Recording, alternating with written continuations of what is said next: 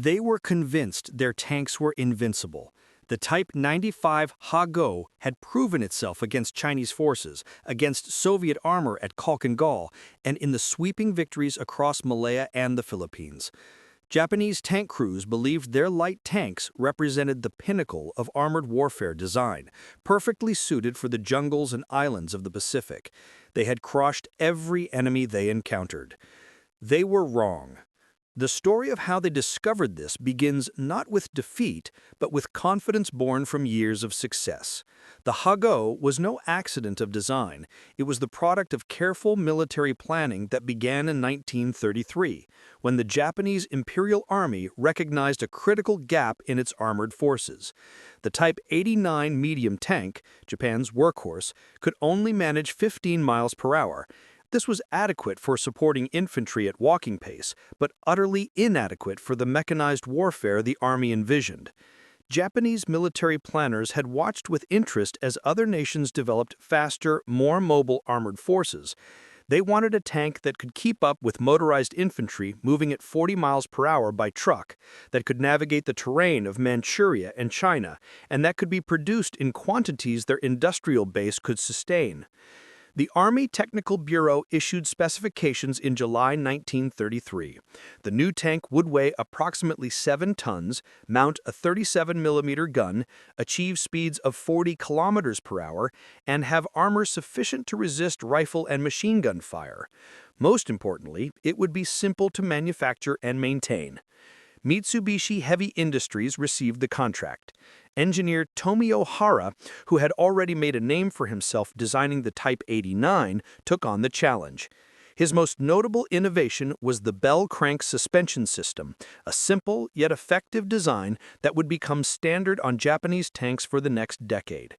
By June 1934, Mitsubishi had completed the first prototype.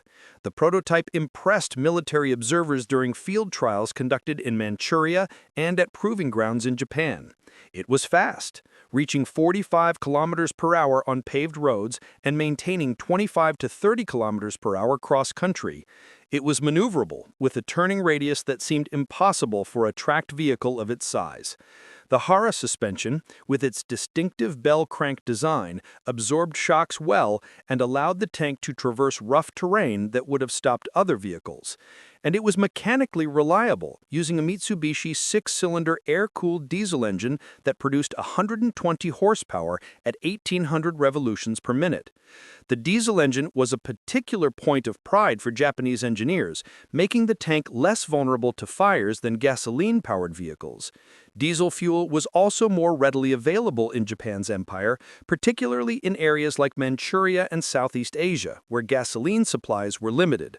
The engine could run for 8 to 10 hours on its internal fuel capacity of 34 gallons, giving the tank an operational range of approximately 130 miles on roads. Trials revealed some problems. The suspension had a tendency to pitch violently on rough ground, making aiming while moving nearly impossible and causing crew fatigue. Engineers addressed this by adding braces to connect the bogie pairs, creating what became known as the Manchurian suspension. The modification helped, but did not completely eliminate the rough ride that would characterize the Ha-Go throughout its service life. In 1935, at a meeting in the Army Technical Bureau, the Type 95 was formally presented as the potential main tank for mechanized infantry units.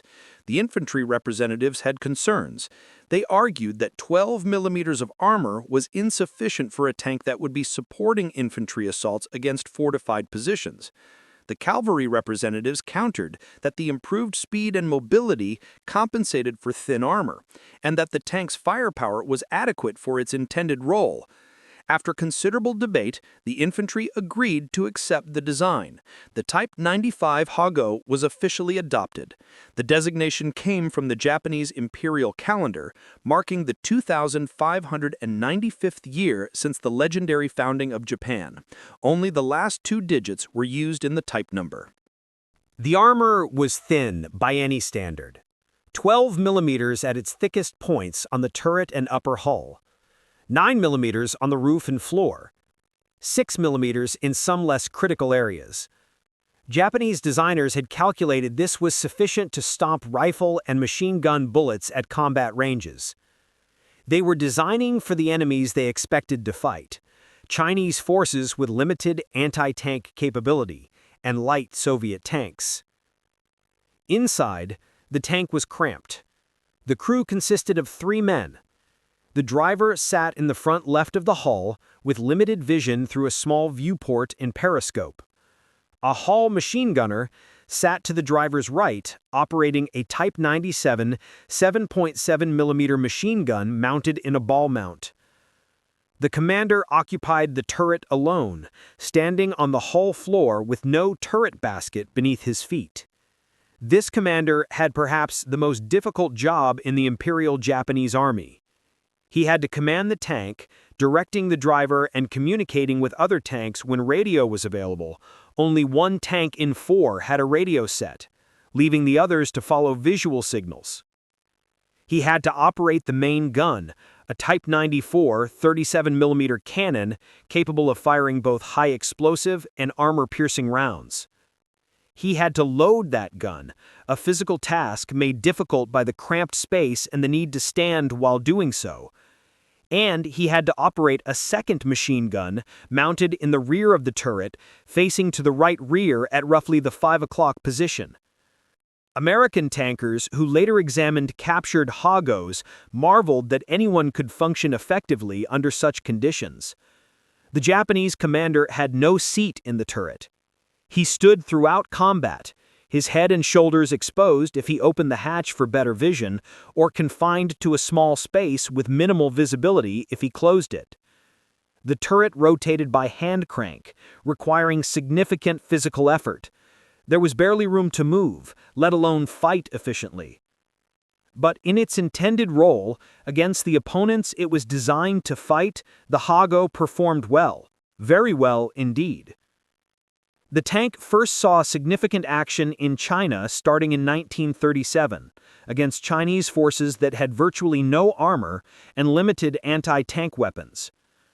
The Hago was devastating. Its 37mm gun could destroy fortifications and suppress infantry. Its machine guns cut down troops in the open. Its mobility allowed it to exploit breakthroughs and pursue retreating forces. Japanese tank crews gained combat experience and confidence. They learned their trade in an environment where their tanks were clearly superior to anything they faced. This success bred a dangerous assumption: that the Hago was a genuinely capable tank, rather than a vehicle optimized for a specific, limited scenario. The assumption was tested at Khalkhin Gol in 1939, where Japanese forces clashed with Soviet Union along the Mongolian border. Here the Hago faced real opposition. Soviet BT-5 and BT-7 tanks mounted 45mm guns with better armor penetration than the Japanese 37mm. Soviet armor was thicker, making frontal engagements difficult for the Hago. The battles were brutal. On July 2, 1939, the Japanese 3rd Tank Regiment, equipped primarily with Type 95 tanks, attacked Soviet positions. The initial assault achieved some success through aggressive tactics and surprise. Japanese tanks destroyed 32 Soviet tanks and captured 35 armored vehicles. But Soviet counterattacks in the following days revealed the vulnerabilities of the Hago. Soviet guns could penetrate the Hago's armor at ranges where the Japanese guns struggled to damage Soviet tanks. By the end of the Khalkhin Gol campaign, Japan had lost dozens of tanks. The lessons were clear to anyone paying attention. The Hago was outmatched by modern Soviet armor. Its thin protection and relatively weak gun were not adequate for tank versus tank combat against peer adversaries. But these lessons were not fully absorbed. Japanese military leadership focused instead on tactical improvements and crew training rather than fundamental redesign of their armored forces. The war in China continued, and there the Hago remained effective. When war broke out across the Pacific in December 1941, Japanese tank units achieved remarkable successes in Malaya. Hago tanks navigated terrain British commanders thought impossible for armor. They moved through rubber plantations and jungle trails, supporting the rapid Japanese advance down the peninsula towards Singapore. British forces, who had not deployed significant armor to Malaya, were unprepared for this mobile threat. In the Philippines, Hagos landed with the invasion force and supported Japanese infantry operations. On December 22, 1941, north of Damortis, Type 95 tanks engaged American M3 Stuart light tanks in what would be recorded as the first tank-versus-tank battle involving U.S. forces in the Pacific. Both tanks mounted 37mm guns. The M3 had better armor, 32mm on the turret sides compared to the Hagos' 12mm, but in close fighting and jungle fighting, the Japanese achieved some success, destroying one M3 in the initial engagement. These early victories reinforced Japanese confidence. From their perspective, the Hago was performing exactly as designed. It was mobile, reliable, and effective in supporting infantry operations across diverse terrain. Tank crews trusted their machines, commanders relied on their armor, and when orders came to defend Saipan, they brought their tanks without questioning their adequacy. Saipan was different from the battles that had come before. The island in the Mariana Chain was strategically vital, positioned just 1,250 miles from Tokyo. If the Americans captured Saipan, their B-29 bombers would be within range of the Japanese home islands. The Empire's leaders knew this. They fortified Saipan with approximately 30,000 troops, nearly double what American intelligence estimated. Among the defenders was the 9th Tank Regiment, commanded by Colonel Takashi Goto. The regiment was equipped with 44 tanks, a mixture of Type 95 Hagos and the slightly larger Type 97 Chiha medium tanks. The Chihas were better armed with 57mm guns, but shared the thin armor that characterized Japanese tank design. These tanks represented a significant armored force by Pacific standards, certainly the largest the Americans had yet faced. The Americans began their assault on June 15, 1944. Vice Admiral Richmond Kelly Turner ordered the landing force ashore at 0542 hours. By 0700, landing craft were moving toward the beaches. At 0840, the first wave hit the shore. The 2nd and 4th Marine Divisions landed on Saipan's western beaches under heavy fire from Japanese artillery and mortars positioned on the heights overlooking the landing zones. The Marines fought their way inland against fierce resistance. By nightfall of the 15th, 20,000 American combat troops were ashore. Equipment and supplies poured onto the beaches. Among the equipment were M4 Sherman medium tanks, landing from LST vessels and moving forward to support the infantry. The Marines established a beachhead, but it was not yet secure. Japanese artillery could still reach the beaches. Counterattacks continued through the night. On June 16th, the Marines consolidated their positions and began pushing inland. The 2nd Marine Division worked to close gaps in the line, while the 4th Marine Division cleared areas around key terrain. General Holland Smith, commanding the assault force, committed his reserves, bringing elements of the 27th Infantry Division ashore to reinforce the beachhead. Lieutenant General Yoshitsugu Saito, commanding Japanese forces on Saipan, recognized the critical situation. If the Americans consolidated their beachhead and brought their full combat power ashore, dislodging them would become impossible. He needed to strike before they were fully prepared. Saito issued orders for a major counterattack, using the island's most powerful assets, the infantry of the 136th Regiment and the tanks of the 9th Tank Regiment. The attack order was specific. The infantry would assault the American positions around Charon-Kanoa Airfield. The tank unit would advance southwest of Hill 164.6, moving after the infantry attack commenced. The tanks would charge the transmitting station and throw the enemy into disorder before the infantry penetrated the sector. It was an ambitious plan, requiring coordination between infantry and armor in a night attack across difficult terrain. Colonel Goto gathered his tank crews. They conducted final maintenance checks on their vehicles. Crews loaded ammunition, 37mm rounds for the Hagos, 57mm for the Chiha. They filled fuel tanks, checked track tension, and tested the radios on the few tanks that had them. The crews were confident. Many had combat experience, from China or earlier Pacific campaigns. They trusted their machines and their tactics. In the pre-dawn darkness of June 17th, the Japanese tank column moved out. Diesel engines coughed to life, their distinctive sound echoing across the pre-dawn landscape. Tracks clanked as the tanks formed up and began their approach toward the American lines. Inside each cramped vehicle, crews felt the familiar vibration and noise of their tanks in motion. Commanders stood in their turrets, trying to see through the darkness, coordinating movement through visual signals. The Americans heard them coming. Marine sentries on the perimeter reported engine sounds from the north. Officers shouted orders. Men grabbed weapons and moved to defensive positions. Anti-tank gun crews traversed their 37mm M3 guns toward the approaching sounds. Sherman tank crews who had bedded down near their vehicles climbed aboard and started engines. Machine gun teams checked their weapons and ammunition. At 3:30 hours, the Japanese attack began in earnest. 44 tanks, the largest armored formation yet committed by Japan in the Pacific, advanced toward the 2nd Marine Division's positions. Some tanks carried infantry clinging to the hulls, a dangerous but sometimes effective tactic. The formation moved through the darkness, guided by the lead tanks and following the terrain toward their objectives. Marine riflemen saw them first as dark shapes emerging from the pre-dawn gloom. Then came the distinctive sound of diesel engines at full throttle, tracks throwing dirt and dust, the clank of bogie wheels and the squeal of steel on steel. Japanese tankers could see Marines in their positions, could see the defensive line ahead. Some commanders opened fire with their whole machine guns, sweeping the ground ahead. Others reserved fire, trying to get closer before engaging. Then something unexpected happened, something that would fundamentally change how Marines viewed Japanese armor for the rest of the war. Marine machine gunners positioned in foxholes and behind cover opened fire with their Browning M2 heavy machine guns. These were not the standard infantry machine guns, the .3 caliber weapons that provided supporting fire. These were .50 caliber weapons, heavy machine guns designed to engage aircraft and destroy light vehicles.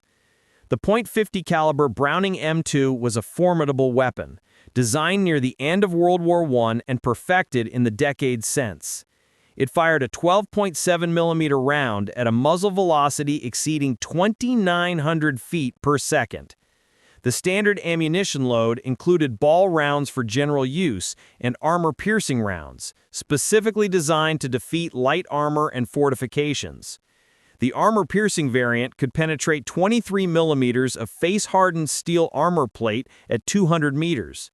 At 500 meters, it could still penetrate 19 millimeters. These were not theoretical numbers. They were verified test results, confirmed through extensive firing trials at American Ordnance Proving Grounds. The ammunition had been designed to engage lightly armored aircraft and vehicles, not to defeat tanks. But the mathematics of armor penetration are unforgiving. The Type 95 Hago's armor was 12 millimeters thick at its maximum on the turret front and sides. On the upper hull, the thickest armor on the entire vehicle was 12 millimeters. Simple arithmetic revealed the problem. The .50 caliber armor-piercing round could penetrate nearly twice that thickness at close range. At the ranges where the battle was being fought, 200 meters or less as tanks closed with Marine positions, the .50 caliber had more than enough penetrating power. Marine machine gunners opened fire. Tracer rounds arced across the battlefield in brilliant orange-red lines.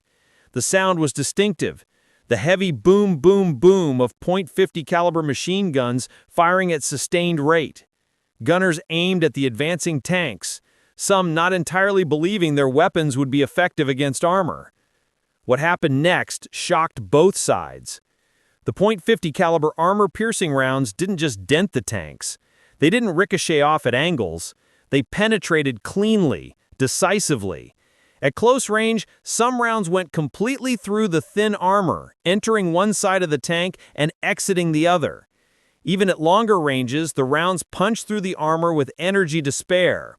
Inside the Japanese tanks, crews experienced something far worse than defeat.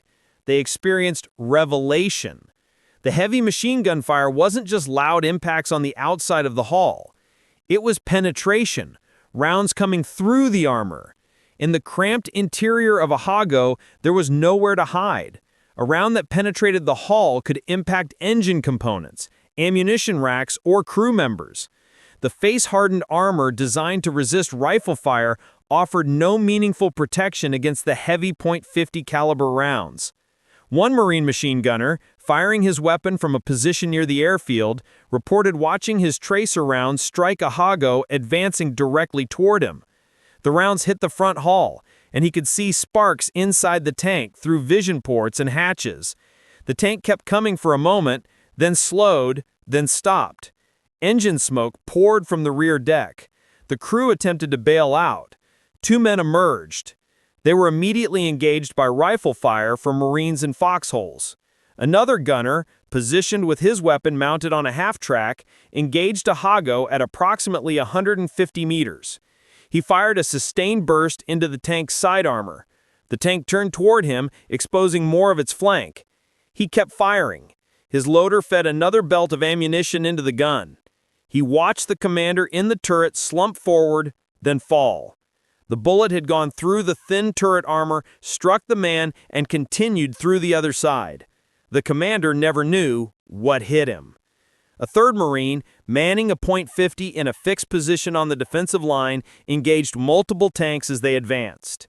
He fired at one Hago's engine compartment, aiming for the rear deck where the cooling vents were located. His rounds penetrated the thin 6mm armor covering the engine. The diesel engine, its cylinders opened by .50 caliber impacts, seized. The tank stopped moving, becoming a stationary target. The crew abandoned it, running back towards Japanese lines through a hail of small arms fire. Japanese tank crews who survived the initial assault couldn't process what was happening. They had trained for years. They had fought in China, where enemy weapons bounced harmlessly off their armor. They had faced Soviet anti-tank rifles at Khalkhin Gol and survived. Their tanks were supposed to protect them. That was the fundamental premise of armored warfare. The tank's armor kept the crew alive while they engaged the enemy with superior firepower. But American machine guns were defeating their armor. Not anti-tank guns firing large caliber projectiles. Not artillery. Not even the massive 75mm guns on the Sherman tanks they could see moving into position. Machine guns, infantry support weapons, weapons that were mounted on jeeps, on half-tracks, on every vehicle in the American arsenal. The realization was devastating. A Japanese tank officer, later captured after his tank was disabled, told American interrogators that his first thought was that the Americans must have developed some new secret weapon, some advanced ammunition or special gun that looked like a standard machine gun but fired exotic projectiles.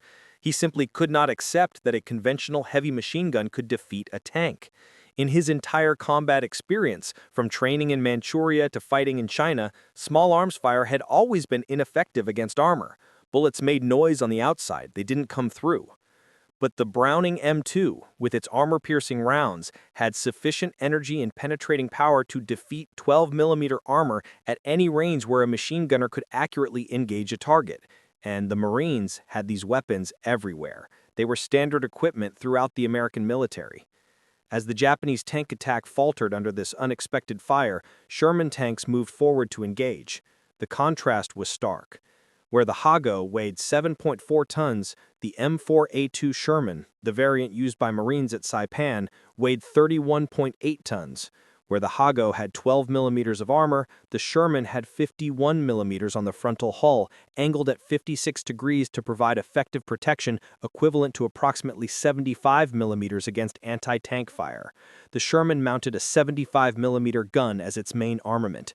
This gun could penetrate Hago's armor from over a mile away. When Shermans opened fire on the Japanese tanks, the outcome was predetermined. 75mm armor-piercing rounds struck Hagos and Shihas with devastating effect. Tanks were blown apart, turrets were knocked off hulls, ammunition detonated inside crew compartments. Japanese tanks that returned fire found their 37mm and 57mm rounds completely ineffective against the Sherman's frontal armor. The shells bounced off or created small dents without penetrating. One Japanese tank commander whose Hago was disabled by .50 caliber fire but whose turret could still traverse, attempted to engage a Sherman at close range. He ordered his gunner to fire.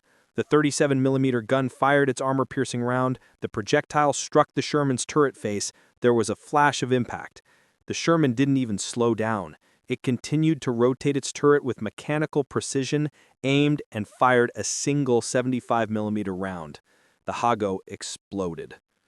The battle evolved into what one Marine officer later described as a madhouse of noise, tracers, and flashing lights. Disabled tanks burned, illuminating other tanks still trying to advance. Infantry that had been riding on the tanks scattered, seeking cover in shell holes and drainage ditches. Some Japanese infantry made it to the Marine lines, fighting desperate close-range battles in and around American positions.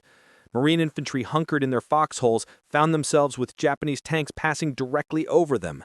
One Marine later reported that a Hago, leaking oil heavily, soaked him as it passed over his position. He remained still until it moved on, then emerged and threw a thermite grenade into the engine compartment as the tank moved past. The tank began burning from the inside. Another Marine, lying low in his foxhole as a tank rolled over him, jumped out after it passed and jammed a coconut log into the bogie wheels. The tank spun in place, tracks throwing dirt, unable to move forward. When the confused tank commander opened his turret hatch to see what was wrong, the Marine jumped onto the tank and dropped a thermite grenade into the open turret. The tank exploded from internal fires, igniting all ammunition. By mid-morning on June 17th, the Japanese counterattack was over. 31 destroyed Japanese tanks littered the battlefield, counted by Marines walking through the area after the fighting stopped. Some sources suggest as many as 35 tanks were destroyed when including those knocked out by artillery fire beyond the immediate battle area. Perhaps 1,000 Japanese soldiers were dead, including many of the tank crews and the infantry that had advanced with them. For the Marines, the victory was significant but grim. They had stopped a major armored assault, but the cost had been substantial. The 2nd Marine Division's commander later acknowledged that if the Japanese attack had succeeded, it would have been fatal to the division's fighting efficiency. The battle had been close, decided as much by American firepower and Japanese tactical errors as by overwhelming superiority. But for Marines, walking among the destroyed tanks afterward, examining the vehicles up close, a different truth emerged. A Marine officer called his men over to look at a destroyed Hago. He pointed to the holes in the armor. They were clean, round penetrations where .5 caliber bullets had punched through. The exit holes on the far side were slightly larger, rough-edged where the bullets had torn through after crossing the interior. You could put your fist through some of the holes. Inside the destroyed tank, the scene was worse. The cramped interior showed signs of multiple penetrations. The commander's position in the turret had no protective features, no armor that would stop heavy machine gun fire. The manual traverse for the turret was a simple hand crank. The gun controls were rudimentary. There was almost no space to move. The whole machine gunner's position was a small cubby with minimal visibility. The driver had a crude periscope and a small vision port. Everything was cramped, crude by American standards, and utterly vulnerable to .5 caliber fire. Marines who had fought at Guadalcanal 2 years earlier remembered seeing Hagos there. At the time, with Marines equipped primarily with light weapons and no armor support of their own, the Japanese tanks had seemed threatening. But now, with proper equipment, with heavy weapons and their own armor, the Hago looked exactly like what it was. A light tank from the mid-1930s, adequate for its original design parameters, utterly inadequate for modern industrial warfare against a peer adversary. The psychological impact on surviving Japanese tank crews was profound. Those who were captured, whose disabled tanks left them with no choice but surrender, had to grapple with uncomfortable truths. Their tanks were not just outmatched, they were obsolete. The equipment they had trusted with their lives offered no protection against weapons the Americans used as standard infantry support. Intelligence officers interrogating prisoners noted a consistent pattern in their responses. The Japanese tankers expressed shock at American firepower. They talked about the quantity and quality of American equipment. They mentioned the casual abundance of ammunition and supplies they had witnessed. Many expressed feelings of betrayal that their own leaders had sent them into battle with inadequate equipment while telling them they had technological parity. One veteran tank commander, who had fought in China since 1937, told interrogators that he had believed Japan would win the war through superior fighting spirit and devotion to the emperor. After Saipan, after seeing his tank penetrated by machine gun fire, after watching American Shermans shrug off Japanese anti-tank fire, he knew that spirit could not overcome material disadvantages. Training and courage meant nothing when your equipment was fundamentally inadequate. These reports were compiled, analyzed, and sent back to commanders throughout the Pacific. The lessons learned at Saipan would inform Marine tactics for the rest of the war. Japanese tanks were not a serious threat. Standard infantry heavy weapons, particularly the .50 caliber machine gun, were effective against them. Combined with bazookas, 37mm anti-tank guns, and Sherman tanks, Marines had overwhelming firepower against Japanese armor. Word spread through the Marine ranks quickly. You didn't need specialized anti-tank weapons to engage a Japanese tank. Your .50 caliber machine gun would do the job. This knowledge changed how Marines approached subsequent island battles. The fear that came with facing armor, the concern about tanks breaking through infantry lines evaporated. Japanese armor became just another target and not a particularly dangerous one. The Battle of Saipan continued for weeks after the failed tank attack. Marines and Army troops fought their way across the island against fierce Japanese resistance. The terrain was brutal, ranging from flat sugarcane fields to swamps to volcanic cliffs to Mount Tepechau, which rose 1,554 feet above sea level. Fighting in caves, ravines, and gullies consumed men and ammunition. The island was declared secure on July 9, 1944. The victory at Saipan had strategic consequences that reached far beyond the island. With the Marianas in American hands, B-29 bombers could reach Tokyo. The psychological impact on Japanese leadership was severe. Emperor Hirohito recognized that American control of Saipan meant Tokyo would be bombed. Prime Minister Hideki Tojo resigned on July 18th. For the first time, Japanese media admitted the war was going poorly. The loss shook Japan's confidence in ultimate victory. For Japanese tank crews across the Pacific, Saipan was a turning point. Word of the battle spread through military channels. Tank units on other islands heard what had happened. They knew their equipment was inadequate. They knew American weapons could penetrate their armor. But there was nothing they could do about it. The tanks they had were the only tanks Japan could provide. Japanese industrial capacity simply could not produce modern tanks in meaningful numbers. The nation's factories were strained by years of war. Resources were limited, with American submarines cutting off access to raw materials from Southeast Asia.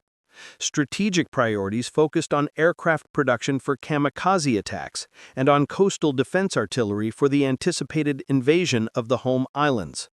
Tanks were a low priority. Japanese engineers had designed better tanks. The Type 3 Chinu, mounting a 75mm gun. The Type 4 Chito, with even heavier armament. But these existed primarily as prototypes and small production runs. Only 166 Chinus were built during the entire war, 2 Chitos. None saw combat. They were saved for the defense of Japan itself, never sent to the island battlefields where they might have made a difference. Meanwhile, American production capacity was almost incomprehensible by Japanese standards. The Detroit Tank Arsenal, built by Chrysler Corporation, was a purpose-built facility dedicated to tank production. In December 1942 alone, the arsenal's 5,000 workers produced 97 Sherman tanks. That was more tanks in a single month than Japan produced in an entire year. Arsenal was not alone in this remarkable production achievement. Fisher Tank Arsenal, built in Grand Blanc, Michigan, was another government-funded facility operated by General Motors' Fisher Body Division. Fisher produced over 11,000 Shermans in multiple variants, making it one of the highest volume producers. Like the Detroit Arsenal, Fisher could produce hundreds of tanks per month when operating at peak capacity. American Locomotive Company in Schenectady, New York, converted from locomotive production to build 2,300 Sherman tanks. Baldwin Locomotive Works in Philadelphia produced over 1,200 tanks while maintaining locomotive production for the war effort. Lima Locomotive Works in Ohio built the first production M4A1 Sherman tank, a tank named Michael, that was shipped to England and still resides at the Bovington Tank Museum. Lima produced 1,655 tanks before returning to full-time locomotive production. Pacific Car and Foundry in Washington State, Pressed Steel Car Company in Pennsylvania, Pullman Standard Manufacturing in Illinois, and Federal Machine and Welder in Ohio all contributed to Sherman production. 10 major manufacturers plus countless subcontractors producing components, tracks, engines, radios, optics, and weapons. The industrial mobilization was unprecedented in human history. The Detroit Arsenal itself was a marvel of modern production engineering. Built on 567 acres in Warren, Michigan, the facility covered over 1.5 million square feet of production space. Assembly lines snaked through the building for miles. Massive overhead cranes could lift complete tank hulls and move them between workstations. The factory operated 3 shifts, 24 hours per day, 7 days a week. Workers included men who had been automotive workers before the war, bringing their manufacturing expertise to tank production. But they also included thousands of women, many of whom had never worked in heavy industry before. These women, often called Rosie the Riveters, welded armor plate, assembled turrets, installed engines, and performed every job in the plant except the heaviest lifting tasks. They proved that the nation's industrial capacity could be multiplied by tapping a workforce that had been largely excluded from heavy manufacturing in peacetime. By the time production ended in June 1945, American factories had built 49,234 Sherman tanks. Japan produced approximately 2,300 Ha-Gos over the entire course of the war from 1936 to 1943 when production ceased. The ratio was more than 20-1. But even that understates the disparity because American tanks were far more capable individually than their Japanese counterparts. Sherman tanks weighed 30 to 35 tons depending on variant. They had armor ranging from 51 millimeters on the hull front to 76 millimeters on the turret mantelet. They carried 5-man crews with dedicated positions for each role. They had gyro-stabilized guns that allowed firing while moving.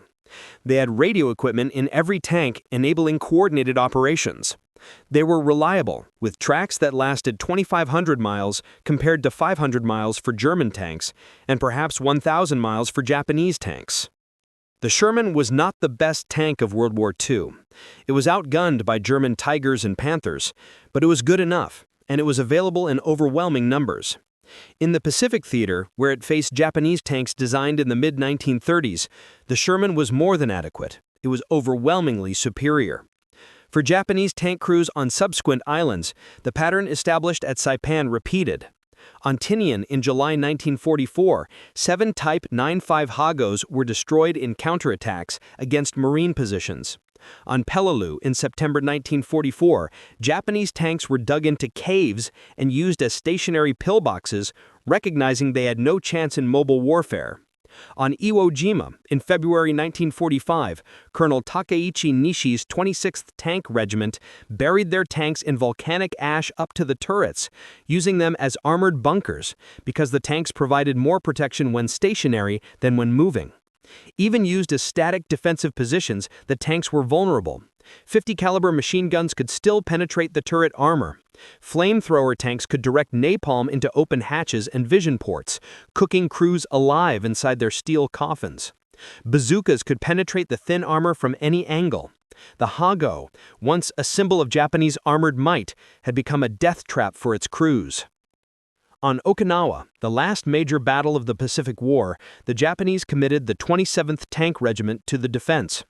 The regiment had 13 Type 95 Ha-Gos and 14 Type 97 Chi-Ha medium tanks, 27 tanks total. The Americans landed with over 800 tanks. The numerical disparity was 30-1. The qualitative disparity was even greater. On May 4th and 5th, 1945, the Japanese launched a major counteroffensive designed to drive the Americans off the island. Tank units were committed to support the infantry assault.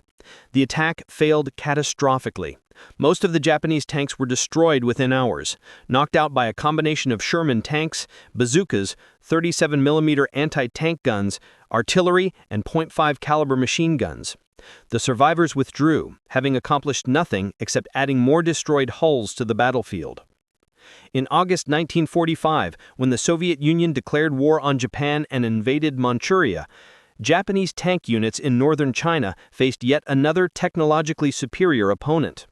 Soviet T-34 medium tanks, with their sloped armor and powerful 76mm guns, vastly outclassed the Japanese tanks opposing them. In the Battle of Shumshu Island, part of the Kuril chain, Japanese tanks attempted to defend against Soviet amphibious landings. The Japanese had a mixed force of approximately 77 tanks on Shumshu, including Type 97s and some newer Type 1 medium tanks, with only 25 Type 95s. The Soviets used 45mm anti-tank guns, anti-tank rifles, and anti-tank grenades to devastating effect. The Japanese lost 21 tanks in approximately 2 hours of fighting.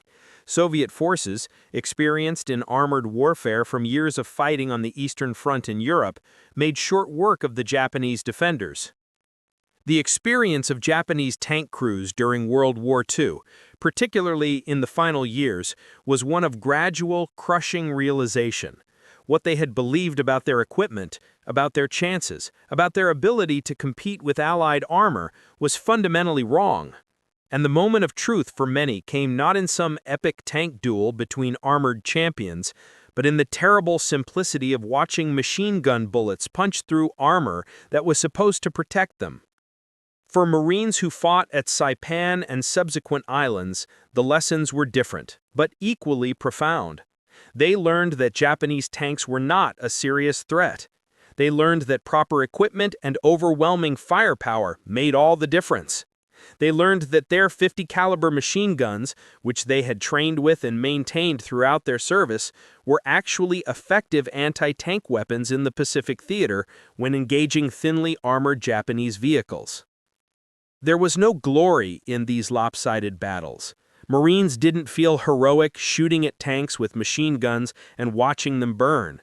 They felt a mixture of relief, pity, and grim satisfaction. Relief that they didn't have to face serious armor opposition, the kind their counterparts in Europe dealt with daily against German tanks. Pity for the men in those Japanese tanks who had been sent to die in equipment that offered them no real protection. And satisfaction that their weapons worked, that American industry had given them the tools they needed to do their job. When those first 50 caliber rounds punched through Hago armor on Saipan, they proved something that would echo through the rest of the Pacific War and into the post-war analysis of why Japan lost. They proved that in industrial warfare between modern nations, production capacity matters, design philosophy matters, resource allocation matters.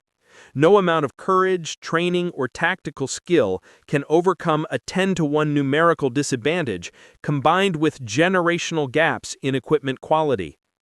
The Japanese tank crews who climbed into their Hagos that morning in June 1944 believed they were going into battle with reliable, capable machines. By the time the sun set on June 17th, those who survived knew the truth. They had been sent to fight with armor so thin that machine gun bullets went straight through.